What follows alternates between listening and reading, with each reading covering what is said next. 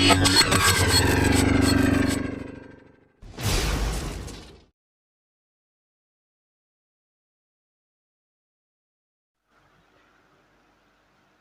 cerdas, salam rahayu, rahayu, rahayu, sagung dumadi buat teman-teman semuanya.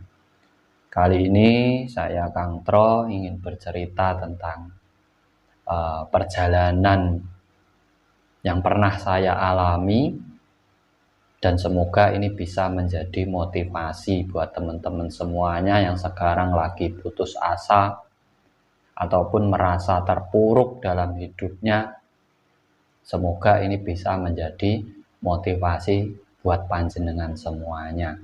Tapi jangan lupa like, subscribe, dan share-nya agar kita bisa berbagi dan terus berbagi ke depannya. Di sini saya ingin menceritakan perjalanan hidup saya sebelum mengenal meditasi sampai saya terlilit hutang ratusan juta rupiah. Saya bisa keluar dari hutang tersebut, itu bagaimana saya akan ceritakan. Dulu sebelum mengenal adanya meditasi atau semedi ini, saya itu memang tidak tahu tentang cakra, kundalini, atau apalah itu saya tidak tahu.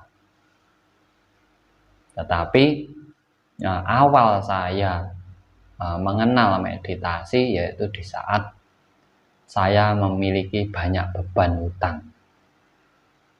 Dari beban hutang saya itu, waktu itu saya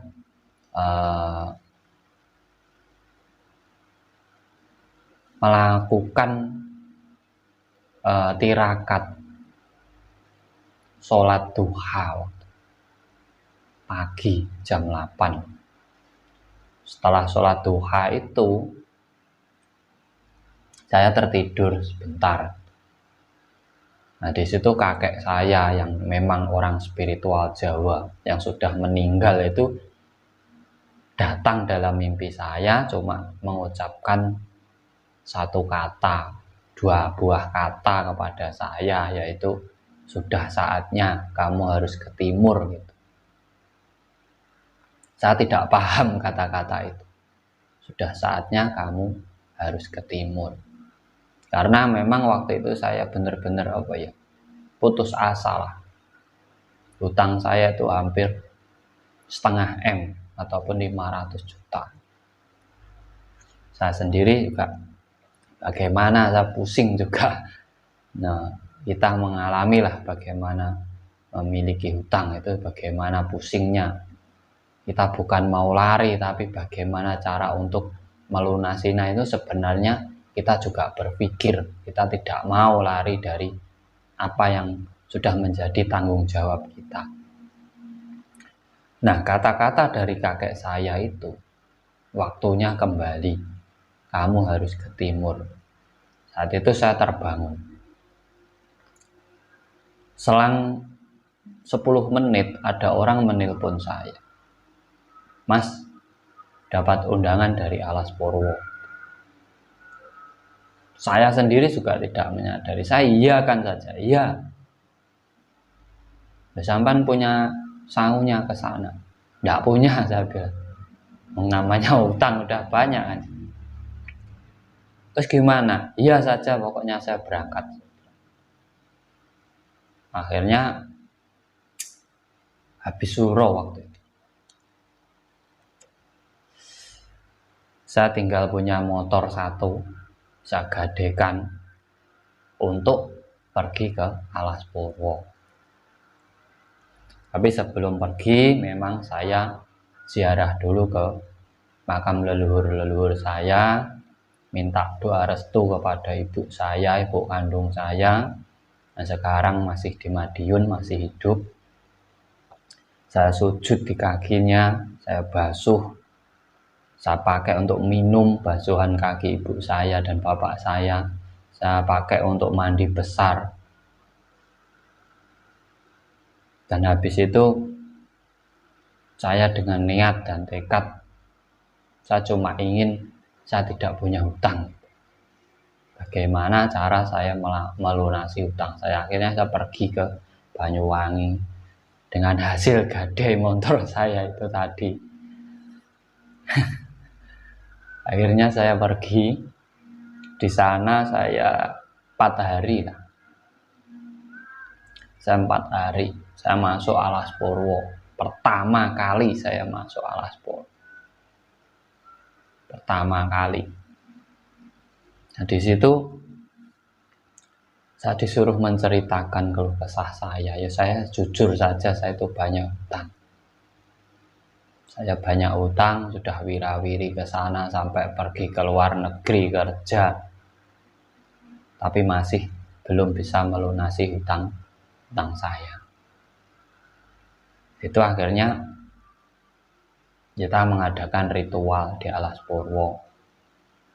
Ya memang biayanya lumayan, tapi sudah menjadi tekad saya harus keluar dari beban itu. Kita adakan ritual, doa saya cuma satu itu tadi.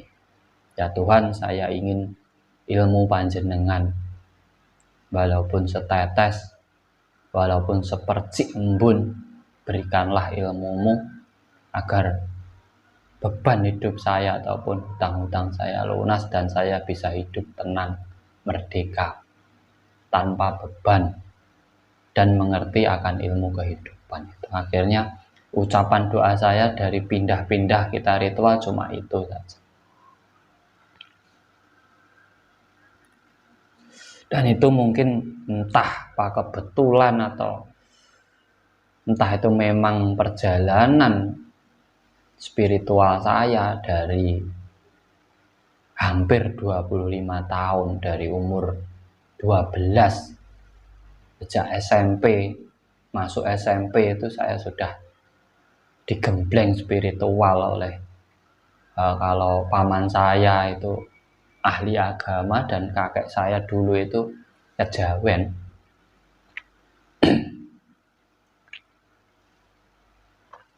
Pesan kakek saya dulu cuma carilah syahadat Jawa. Apabila kamu memiliki syahadat Jawa, maka kamu akan bisa segalanya.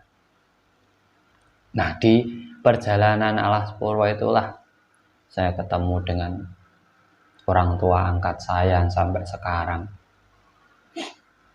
Dengan ketulusannya dulu, dengan keikhlasan hatinya membimbing saya, dan saya dapat syahadat Jawa dari sana. Dan dari situlah saya mulai mengenal meditasi, semeleh. Rasa ketenangan, ketentraman jiwa saya rasakan di situ. Yang dulunya saya takut di saat orang nagih hutang,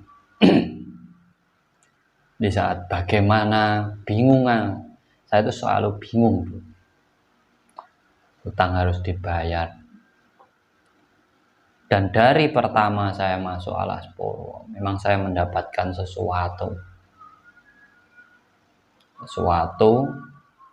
yang tidak bisa saya ceritakan kepada teman-teman. Mungkin itu hanyalah kebetulan pada diri saya. Dan setahun dari perjalanan saya, karena saya juga sering meditasi, hutang saya itu lunas. Dan bahkan biaya saya yang saya pakai untuk perjalanan itu, saya sendiri tidak tahu. Saya lebih banyak dapat daripada yang saya habiskan saat perjalanan itu. Ya memang semua ada jalannya, karena saya ahli pengobatan ataupun mengobati orang. Banyak yang minta tolong kepada saya setelah itu. Dari orang-orang ngasih, dari orang-orang yang datang minta solusi kepada saya. Justru saya tidak kebingungan. Saya di rumah itu banyak yang mendatangi dan mencari saya. Sehingga dalam jangka 1 tahun hutang saya itu lunas semuanya. Bersyukur saya di situ. Ternyata kita itu hidup hanya ketakutan dengan apa yang belum kita jalani. Nah, di saat kita mau berhenti, diam, semeleh dan merenung kepada diri kita sendiri dan kepada alam semesta, ternyata banyak jalan yang dibuka oleh alam semesta untuk setiap permasalahan kita. Tapi di saat kita kebingungan, kita nanti akan wira-wiri ke sana ke sini mencari sesuatu yang sebenarnya kita sendiri masih bingung apa yang akan kita dapatkan. Dan dari itulah saya sering melakukan meditasi sampai saat ini. Dan bahkan saya membuat channel ini sebenarnya tujuannya adalah ingin mengembalikan kesadaran diri dari teman-teman semuanya bahwa kita hidup di saat kita yakin tentang adanya Tuhan. Kita harus yakin sepenuhnya, tidak usah nanggung. Kita harus sadar diri, biar kita tahu diri, biar kita mawas diri, biar kita juga tahu jati diri kita. Apa sebenarnya hidup yang kita cari? Kita yang selalu kebingungan dengan permasalahan kita sendiri, kebingungan mencari kesenangan kita sendiri, kebingungan mencari kebutuhan kita sendiri. Seakan-akan kita lupa kalau hidup kita itu dihidupkan untuk berbagi dengan yang lainnya. Makanya saya sering bilang ke teman-teman, ayolah berbagi, terutama kepada orang-orang yang susah, orang-orang yang menderita di jalan-jalan. Kita sering berbagi, itu tidak akan mengurangi kekayaan kita. Justru orang-orang tersebutlah yang dengan ikhlas mendoakan kita, karena kita mengasihi sesuatu yang sederhana.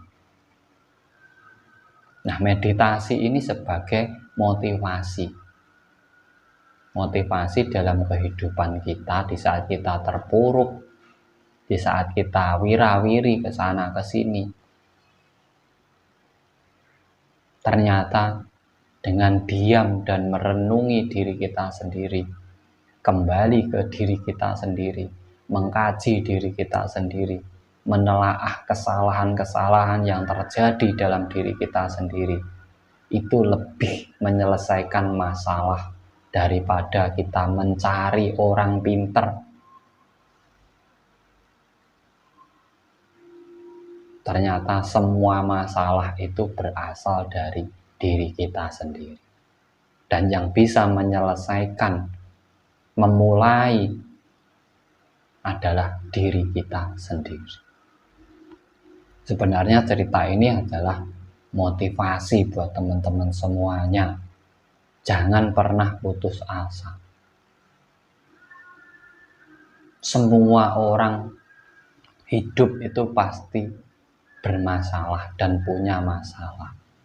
Berat, ringan, senang, susah, itu kembali kepada diri kita masing-masing. Semua orang hidup juga punya hutang. Walaupun hutang budi itu tetap hutang.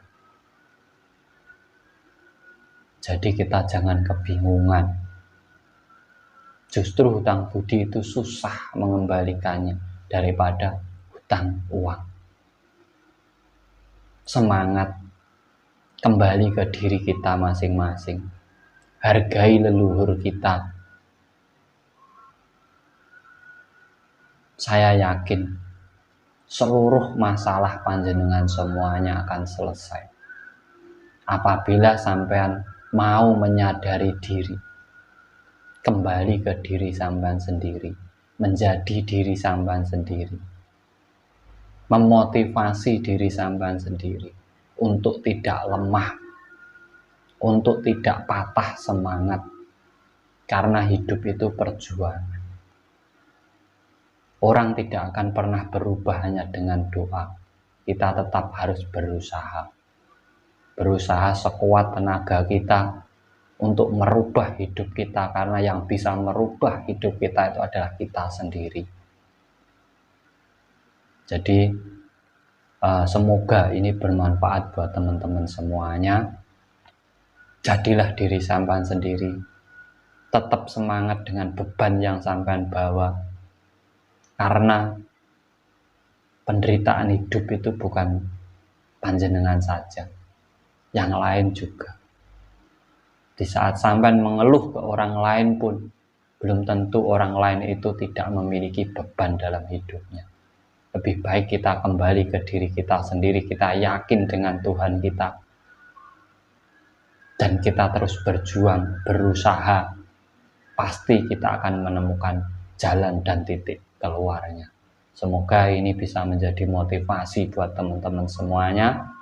Dari saya hanya mendoakan semoga teman-teman yang masih memiliki masalah, yang masih memiliki beban hidup, yang masih kebingungan dalam hidupnya, segera ditemukan dengan dirinya, segera ditemukan dengan solusinya, dan meditasi adalah salah satu cara merenungi diri kita untuk kembali ke diri kita sendiri dan menemukan jati diri kita sendiri-sendiri.